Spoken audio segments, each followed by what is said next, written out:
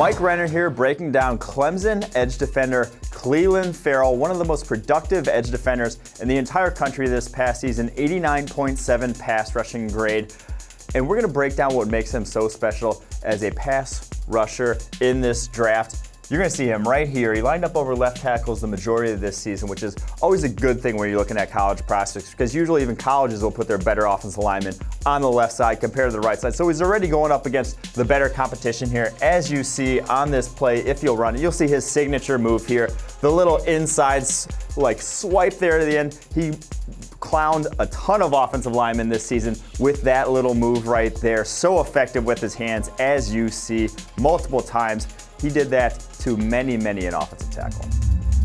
On this play here, though, we're going to get a positive that you'll see, and also a little bit of the thing that gives me a little pause here with Clelin, because as you'll see, he kind of jumps the snap here on the Duke. He times it perfectly, and his first step is great for a man with his size and his length, because he's a big, strong defensive end, but has an explosive first step. But the thing that worries me is you'll see it at the top. He can't round off on a tackle who's late out of his stance. He has struggled to win to the outside of tackles and bend that edge. That is not his strong suit, as you'll see when you run it here.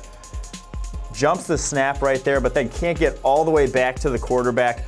Obviously comes up and finishes the play with that fantastic athleticism, but that lack of bend is just going to push him down our board a little bit in this draft, while I don't probably see him as a top 10 talent like some might.